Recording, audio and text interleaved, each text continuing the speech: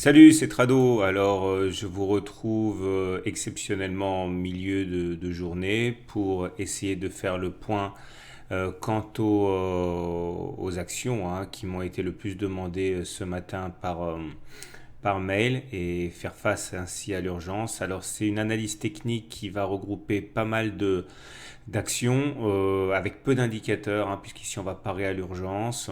Je vous propose sur tous les graphes le support de référence et deux outils de tendance qui sont l'Ishimoku et la moyenne mobile à 30 semaines. Alors, comme on peut le voir sur GenFit, et c'est le cas pour toutes les actions que je vais analyser ce matin, cet après-midi, on est en unité de temps hebdomadaire, c'est-à-dire en unité de moyen terme. Chaque bougie que vous voyez ici correspond à une semaine de cotation avec le plus haut, le plus bas, le niveau d'ouverture, le niveau de clôture. Et on peut le voir ici, GenFit est effectivement bien coincé dans sa tendance baissière. On est en dessous du nuage ici, vous pouvez le voir clairement. Également en dessous de la Kijun et de la Tenkan. La Kijun est là, la Tenkan est là. Et la moyenne mobile à 30 semaines est descendante et on est en dessous de la moyenne mobile à 30 semaines.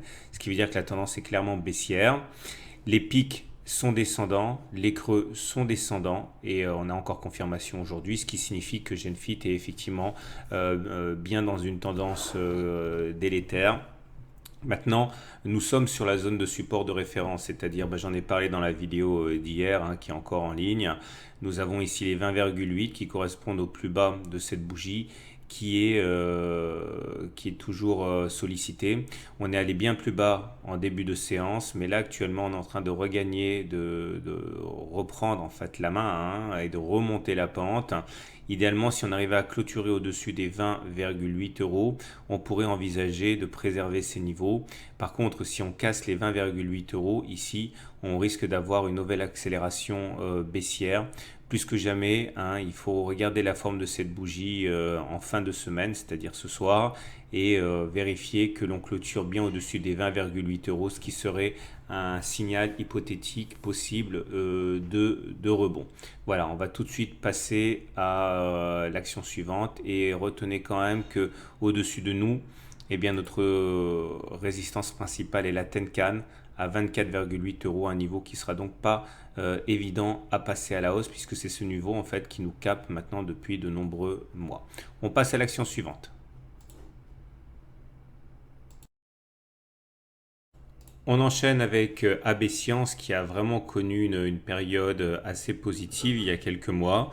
Et la bonne nouvelle, c'est que AB Science résiste plutôt bien au regard de ce qui s'est passé sur les derniers mois, en ce sens que les pics demeurent croissants et que les creux demeurent croissants aussi. C'est-à-dire qu'au regard de cet indicateur qui est le suivi des pics et des creux, la tendance n'est pas encore véritablement baissière.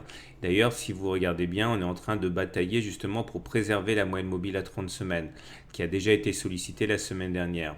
Si on arrivait à se maintenir au-dessus de la moyenne mobile à 30 semaines, ce serait vraiment une très bonne chose, puisque ça voudrait dire que la tendance demeure toujours haussière. Maintenant, il ne faut pas se leurrer. En séance, on a bien attaqué la zone qui était en dessous. Actuellement, le rebond auquel on assiste est inespéré, j'ai envie de dire. Et il est dû au fait que, on avait une zone de support assez importante à passer pour les baissiers. Vous voyez, il n'y a pas eu de cotation entre cette semaine et cette semaine, c'est entre les plus hauts de cette bougie et les plus bas de cette bougie, ça constitue un gap.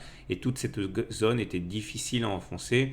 Et d'ailleurs, la fin de la baisse aujourd'hui a pris fin à un cheveu du comblement du gap. Il reste un gap qu'on pourra qualifier de résiduel, le reste du gap, qui est une zone de support importante. Si on cassait cette zone de gap résiduelle aux alentours de entre 11 et 11,5, et bien dans ce cas, une nouvelle attaque baissière pourrait avoir lieu avec un support fort aux alentours de 8,7. Mais maintenant, pour l'instant, ça a l'air de tenir. Regardez le nuage Ishimoku. Pour l'instant, rien n'est fait. On est en train de casser le nuage Ishimoku comme on l'a déjà fait la semaine dernière, mais pour l'instant, eh bien, on est en train d'essayer de regagner le terrain perdu. Il faudrait idéalement clôturer à l'intérieur du nuage. Quand on est en dessous du nuage, on est en tendance baissière.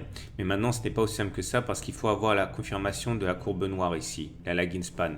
Si on est en dessous du nuage pour les cours et la lagging span est en dessous des prix, ça confirme le fait que la tendance soit baissière.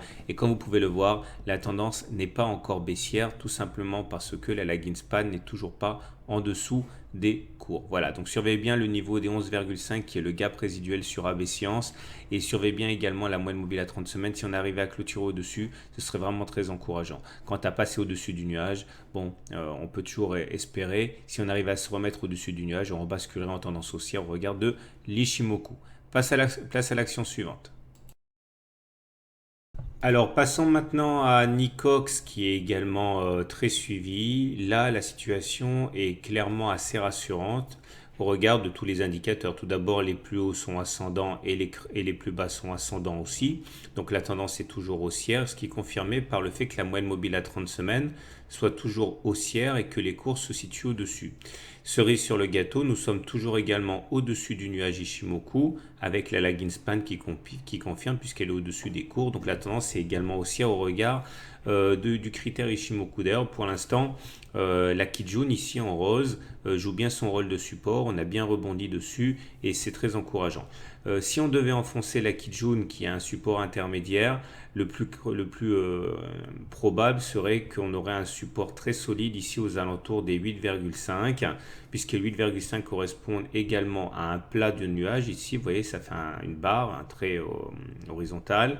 Ça joue un rôle de support et ça serait d'ailleurs renforcé par la présence de la moyenne mobile à 30 semaines qui se rencontrerait à peu près à ce niveau-là. Donc les 8,5 semblent être effectivement un support plutôt solide et dont on peut penser qu'il donnera du fil à retordre au baissier. Donc pour l'instant, pas de panique sur Nicox. Si on devait clôturer comme ça, eh bien, il y aurait effectivement de bonnes raisons d'être relativement serein. On passe à la suite. On enchaîne avec la Société Générale qui perd près de 20% et on se retrouve dans une situation qui est également extrêmement compliquée avec des pics descendants, des creux descendants, ce qui signifie que la tendance est baissière au regard de cet indicateur. Vous remarquerez également qu'on est en dessous du nuage avec confirmation de la lagging span qui est en dessous des cours. Donc pas de doute, la tendance est baissière. On peut s'en assurer en regardant également la moyenne mobile à 30 semaines, ici qui, comme vous pouvez le voir, est en opposition, c'est la courbe bleue ici. Chaque fois qu'on a essayé de passer au-dessus, eh bien, on a subi un tir de barrage, ça a été encore le cas cette semaine. Et tant qu'on sera en dessous de cette moyenne mobile à 30 semaines dont la pente sera baissière, eh bien, on sera en tendance baissière. Maintenant, l'élément favorable, c'est que le support principal semble tenir. La zone de support, en fait, c'est celle-ci, elle est à 26 € à peu près, correspondant au plus bas de cette bougie ici. Et pour l'instant, ça tient. Il y a eu des rachats massifs tout au long de la séance. Et si on arrivait à se maintenir au-dessus en clôture, on pourrait, pourquoi pas, rêver et envisager la fin de la consolidation en cours. En tout cas, graphiquement, pour l'instant, ça tient. Tendance baissière, mais support solide, encore testé aujourd'hui. On passe à l'action suivante. Place à BNP Paribas qui également souffre énormément du contexte actuel. On va commencer par ce magnifique biseau ascendant ici dont on sait que généralement il se casse par le haut quand vous avez deux obliques ascendantes et qui convergent, c'est un biseau ascendant. La cassure par le bas a été effectivement dès la semaine dernière. Cette semaine on a tenté de le réintégrer mais on a échoué et on a ouvert dès le début de séance, dès le début de semaine en fait, au contact de ce biseau. Alors la mauvaise nouvelle c'est que on est toujours dans une situation de pic descendant et de creux descendant. Donc premier critère baissier. Deuxième critère baissier également puisqu'on est en dessous de la moyenne mobile à 30 semaines qui elle-même descend. Maintenant on est beaucoup mieux que sur la Société Générale puisque les plus bas, du moins le support de résistance qui est à 37 € ici n'a pas été sollicité, donc plus de solidité au niveau du graphe de BNP Paribas. On a donc toujours cette branche à laquelle on pourrait éventuellement s'arrimer en cas de nouvelle attaque baissière sur les 37 euros. Et en regardant l'Ishimoku, eh bien, on va se rendre compte très rapidement que la tendance est baissière au regard du fait qu'on est en dessous de la moyenne mobile à 30 semaines ici, et c'est confirmé par la lagging span qui est en dessous des cours. Donc clairement ici, la tendance est évidemment baissière, mais les supports principaux n'ont pas été encore sollicités, contrairement à ce qui se passe sur l'autre grande bancaire française, la Société Générale. On passe à l'action suivante. Ah oui, dernier truc, lorsqu'on a un biseau ascendant comme ça, normalement, encore une fois, l'objectif, c'est d'aller chercher ce niveau des 37 euros. Il faut espérer que les supports tiendront au regard du fait que certains traders connaissent très bien cette règle et pourraient éventuellement décider de racheter leur position vendeuse sur ces niveaux-là. Alors maintenant, Selectis qui également a été demandé pas mal de fois. Là aussi, on était dans une configuration biseau ascendante. Et là aussi, on a cassé par le bas comme il se doit ce genre de figure. Maintenant, la solidité du graphe est quand même assez intéressante, enfin du moins la solidité de Selectis. On voit que la moyenne mobile à 30 semaines est au-dessus des cours, mais elle n'est pas aussi, comment dirais-je, attaquée et claire que sur les autres actions. C'est-à-dire que certes, elle est baissière, certes, les cours sont en dessous, mais on n'a pas cette pente vertigineuse de la moyenne mobile à 30 semaines, une pente négative. Là, la pente est certes négative, mais elle n'est pas aussi forte que sur les autres actions. On a un support important ici qui est à 23 euros, qui correspond au précédent creux ici. Et pour l'instant, force est de constater que ce support tient et on est en train de rebondir assez clairement au-dessus. Si on arrivait dans notre lancée à même clôturer au-dessus de la moyenne mobile à 30 semaines, ce serait vraiment un signal très positif. La dernière fois qu'on est repassé au-dessus de la moyenne mobile à 30 semaines, c'était là et on a même une accélération haussière. Bon, évidemment, à prendre avec des pincettes. L'autre support important, c'est celui des 16 euros qui est naturellement beaucoup plus bas, qui a été sollicité début 2016. Si on devait casser effectivement les 23 euros, pourquoi pas ne pas envisager un retour sur les 16. En tout cas, l'Ishimoku pour l'instant, lui est toujours baissier, comme on peut le voir ici, puisque nous sommes en dessous du nuage. Et que c'est confirmé par le fait que la lagging span est en dessous des cours. Donc on est en tendance baissière sur Selectis, mais l'action fait preuve d'une résistance assez intéressante graphiquement. Je vous rappelle que chaque bougie correspond à une semaine de cotation. Allez, la suite. Et c'est le tour de Adosia maintenant, qui est dans une configuration assez proche de deux ou trois actions qu'on a vues précédemment, avec une tendance qui est clairement à la baisse. On a été capé depuis de nombreux mois par cette oblique descendante ici, qui s'est révélée intraitable lors des précédentes attaques haussières. Et ça correspond également à une moyenne mobile à 30 semaines qui est baissière, comme vous pouvez le voir. Et tant qu'on sera en dessous, eh bien, il faudra accepter l'idée qu'on est en tendance baissière. Ce qui est confirmé par le fait que, comme vous pouvez le voir, les pics sont toujours descendants. Et on peut arriver au même constat en regardant les creux qui sont également descendants.